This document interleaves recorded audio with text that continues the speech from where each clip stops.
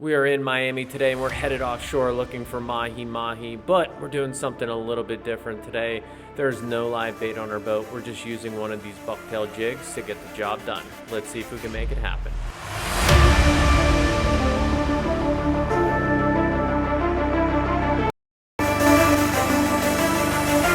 Oh,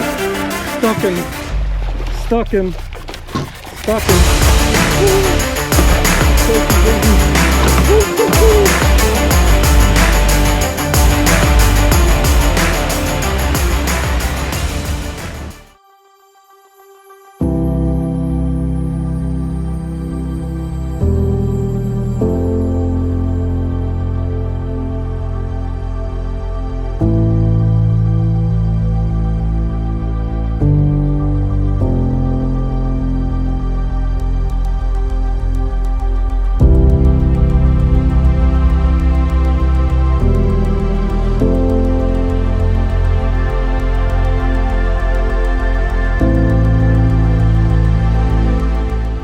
So today we're going to do something a little bit different. We're going mahi fishing, but we're not using live bait. So all we're using today is this 1 ounce bucktail jig.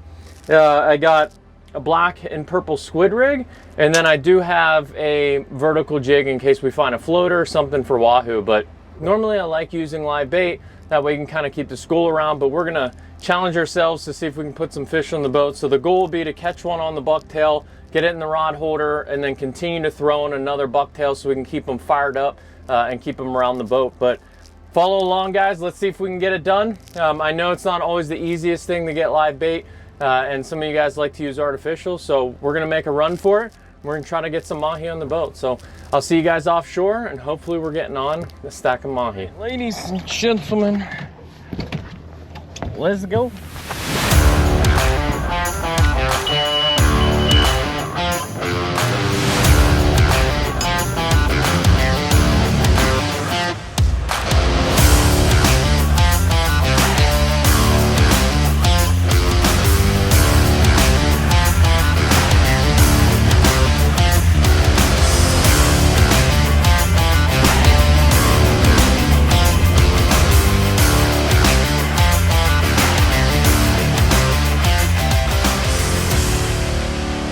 Goes already.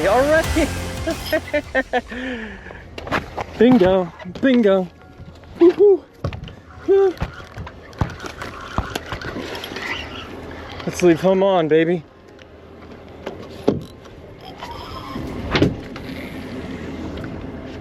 Woo.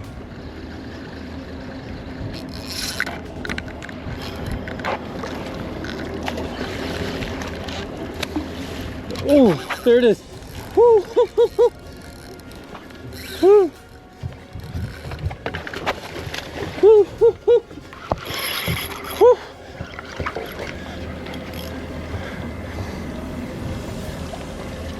Woo. Woo. That's one, baby.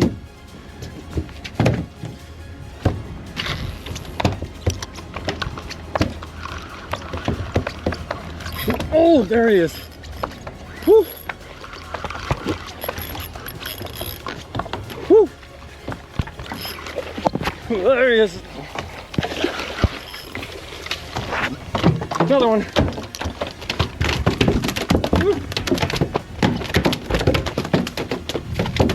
That's a nice one.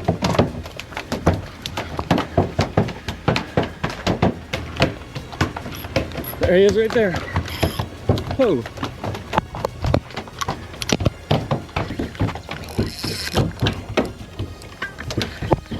Whew.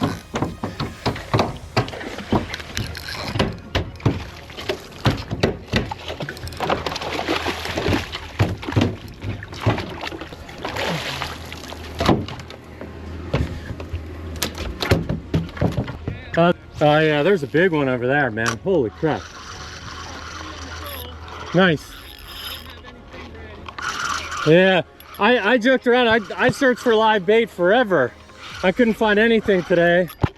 And then I was like, oh, I'll come out with a jig. It was like, you know, how many miles out are we? You know, I'm like, make it easy.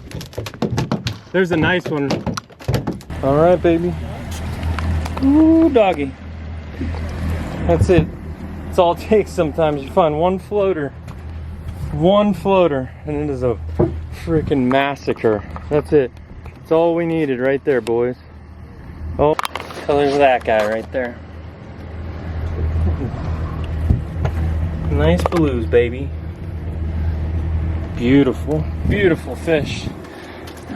Some nice freaking hogs today, baby. Let's get these fish in the box. Nice bull. When you're lucky enough to find a floater like this offshore, there's typically mahi on it, especially if you find a lot of bait fish sitting under that structure. There were two pieces of structure here. There was a log and a big piece of floating styrofoam that were just covered in bait fish. So what I did is there was one school on it. We cleaned that up, and we're actually not gonna leave the structure. I'm going back up in the tower to kind of drive around.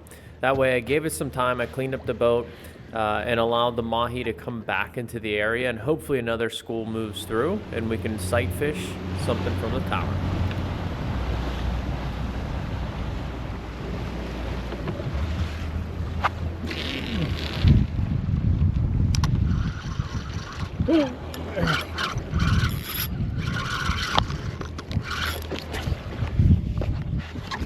This is actually a way bigger school of fish that started to move through. I'm getting excited about these because these are gaffers. Here he goes.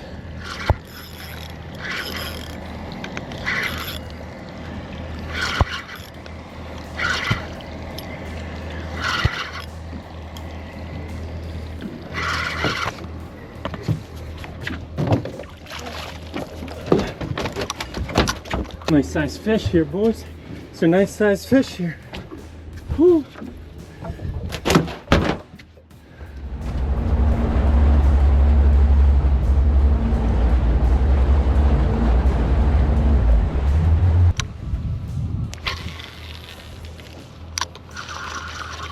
Oh! They're coming back right at you guys.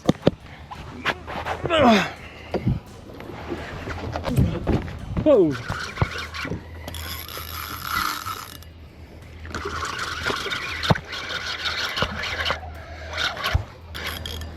Some nice ones in here.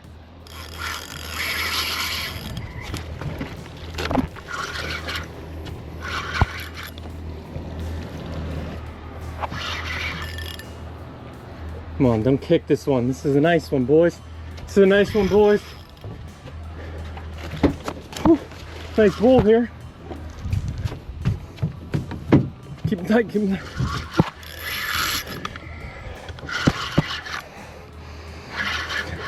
Nice bull. Nice bull. Nice bull. This is probably one of the hardest things about fishing solo is gaffing the fish and catching the fish without losing it. You gotta keep your line really tight, especially when you use these bucktail jigs. If you leave any kind of slack in the line, it'll just pop right out of its mouth. And when you're trying to gaff the fish, you have to get it close enough to you so you're able to get the gaff in it cleanly. And you can kind of see me struggling going back and forth here, putting the gaff down. I actually just got the gaff right in his head and missed him somehow, but it is very difficult. I think it's an art to be able to do it, but I just say patience makes things go a lot easier, and take your time getting that fish close enough to you.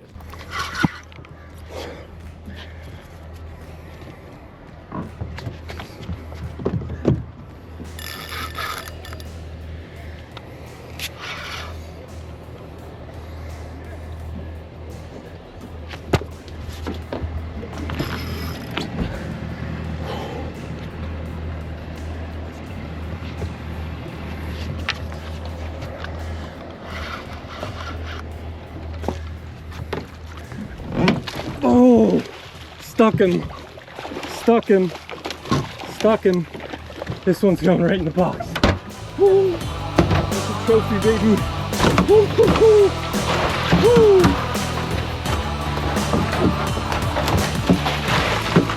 Yeah, yeah, boys. Woo, woo, woo, woo. Let's go.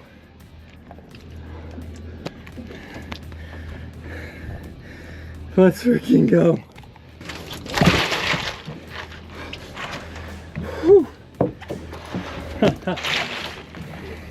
Best part about when Mahi are like this, they're just traveling in the same area.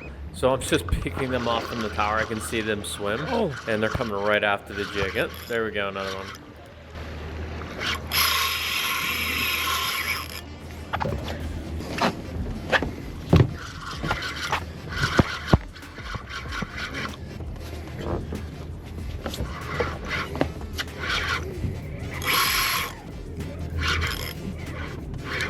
Whew.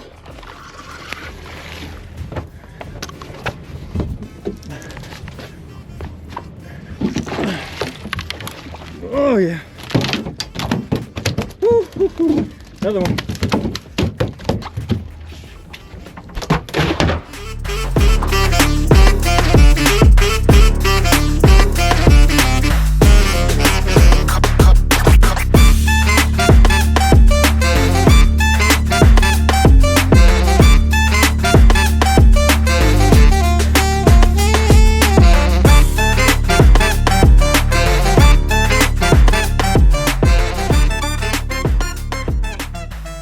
Well guys, that was a successful trip. We lucked out. We ran out. It was about 600 feet of water. Slammed those Mahi.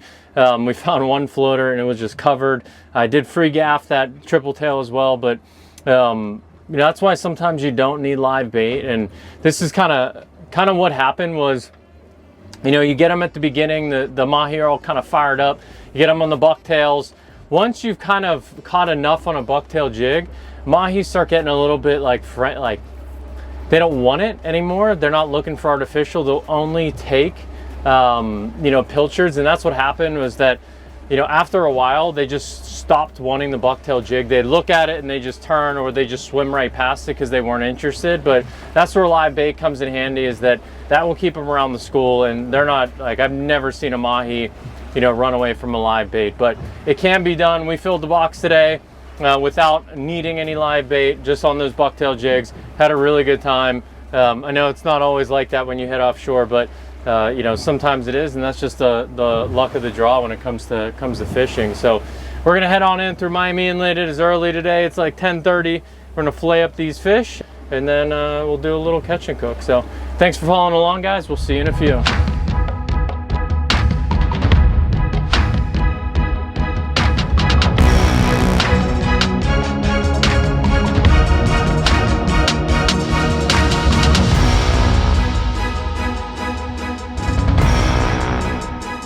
Do a little fillet job on the big guy. This guy, he is to fork probably about 35. It's a good sized Mahi right there. So cutting right beyond the pec fin there. Always.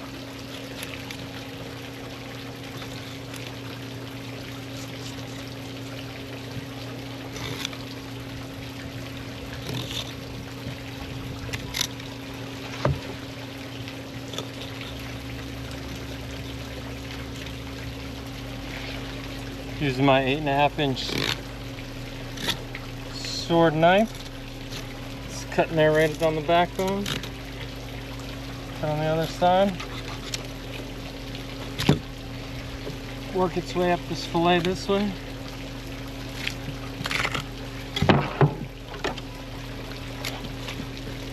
There we go. Look at that. Nice Mahi fillet right there, boys. Clean up the other side. I'm not gonna have you guys watch me fillet every single fish, but there are two different ways you can fillet Mahi. One, you can pull the skin off by actually taking it off the fish before you release the fillet. The other way is just like any other fish, like a snapper, is to actually remove the fillet and then separate it by filleting the skin off of it. If you do it while the meat is on the fish, it's a little bit easier to fillet it, but you do get some of that membrane on the back end side. If you do it after and you remove the skin, you do get a cleaner fillet on the bottom. So we did it on some of these, on some of the bigger fish. and some of the smaller ones, they just ripped the skin off and made it really easy here. But you guys can see there's a lot of mahi to go around. We're gonna freeze a lot of this, and this should feed, you know, a lot of people for a good amount of time. Welcome to the kitchen, guys. Today we're gonna do a garlic parmesan baked mahi. For you guys who know me, I usually like to fry my fish, but we're gonna do something a little bit different, a little bit healthier today, and let's jump right into it. For this recipe, we're gonna start by preheating our oven up to 425 degrees. We wanna get that thing nice and hot. So you're gonna need some salt and pepper, use some garlic powder, flour, panko breadcrumbs. These are Japanese style. They're awesome. A little bit of eggs for a wash, and some Parmesan cheese. Now we got our 3 bowls ready to cover that fish. The first one has flour, Parmesan cheese, salt and pepper. We got our eggs right here for our wash, and then our panko, and a lot of Parmesan cheese for the finish.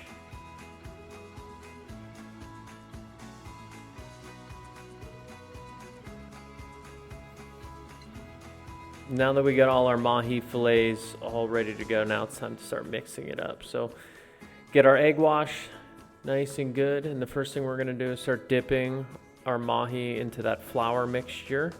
That allows the egg wash to be able to stick to the food a little bit easier, and it gets a little bit of a thicker crust when you're done, especially if you're frying it, but we're baking it today, and either way you'll see that this comes off way thicker.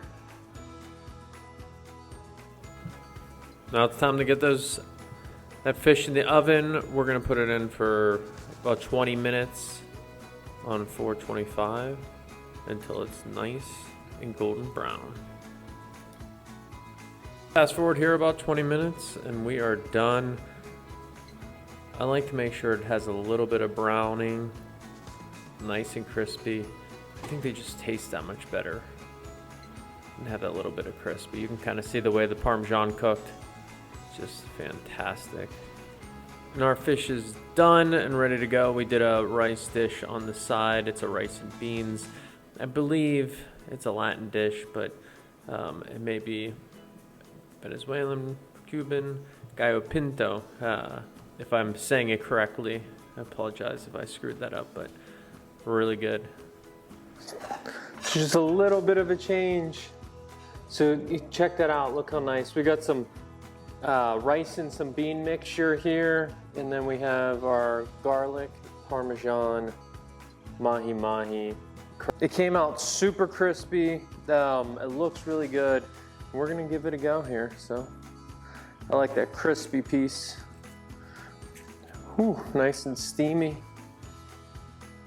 Look at that.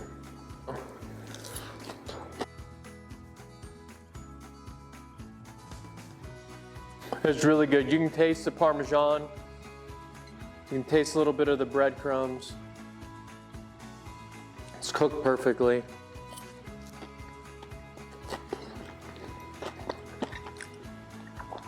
It's healthy, it's light. This is definitely a go-to. Again, thanks so much for watching. Don't forget to hit that like and subscribe button below. It really does help the channel out.